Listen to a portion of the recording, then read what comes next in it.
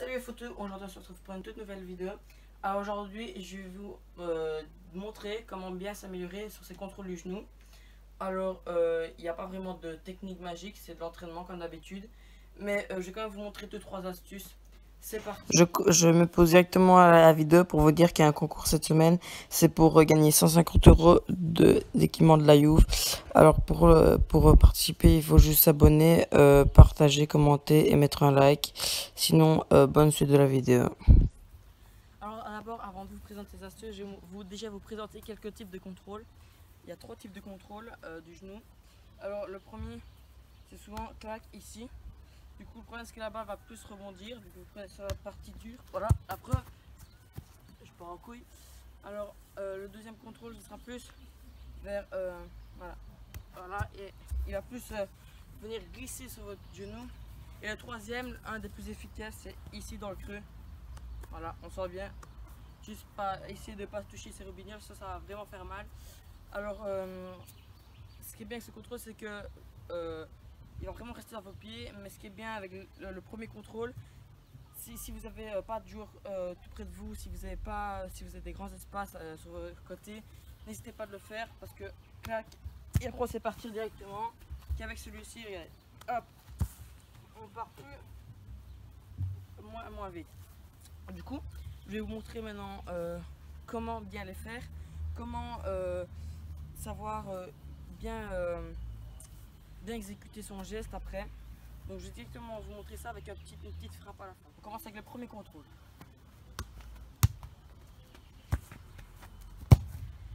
Alors, vous vous demandez pourquoi vous êtes là, c'est ce qui n'est pas très près. Ce que vous pouvez faire aussi pour vous améliorer, désolé pour le vent, c'est des jongles du genou. Voilà, hop, hop, hop, hop.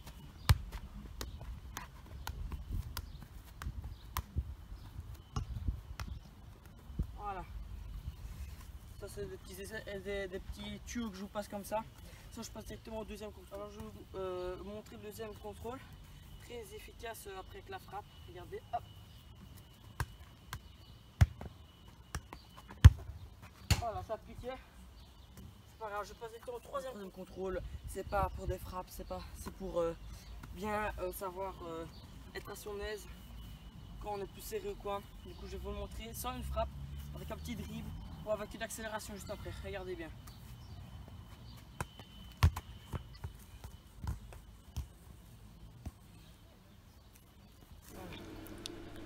Alors vous allez voir que ce contrôle, c'est le contrôle numéro 1, est fait sur la partie dure du genou.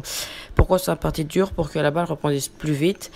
Et si la partie un peu plus molle du genou, où il y a le muscle, c'est le contrôle numéro 2. Là, on va se concentrer sur le contrôle numéro 1. Alors, le contrôle numéro 1 est fait pour quand vous êtes dans des grands espaces où il n'y a personne qui peut venir vous gêner, où vous avez le temps. Ce contrôle va vous permettre de vous mettre un peu plus à l'aise. Alors, il n'est pas à faire dans des endroits restreints où vous êtes collé à un autre joueur. Non, ça sera plutôt le contrôle numéro 3. Mais là, on n'ira même pas sur le contrôle du genou. On partirait plus sur un contrôle du pied directement pour perdre le moins de temps possible. Alors, le contrôle numéro 1 peut être aussi enchaîné avec une frappe, mais alors il faut aller très vite. Alors celui-ci, c'est déjà le contrôle numéro 2.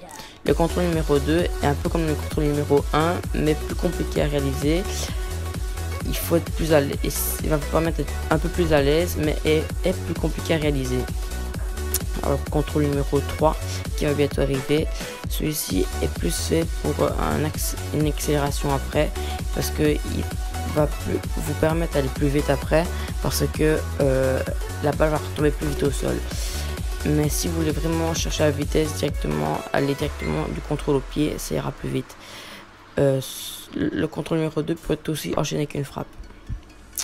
Alors le contrôle numéro 3, on repasse au numéro 3. Voilà, celui-ci qui a un peu trop pris sur la partie dure, mais bientôt je pense que c'est celui-ci qu'on va voir qui est bien pris sur la partie plus creuse, et on l'entend aussi au bruit. Ah non, c'est pas celui-ci non plus, c'est celui-ci. Il est pris sur un peu plus sur la partie creuse dans la jambe. Faites attention pas à vous le prendre dans les couilles, sinon ça va vraiment faire mal. Alors, ce contrôle est vraiment efficace niveau accélération, niveau relance rapide, exécution d'un geste technique ou quoi, d'un dribble. Voilà, sinon je vous expliquerai avec la suite de la vidéo.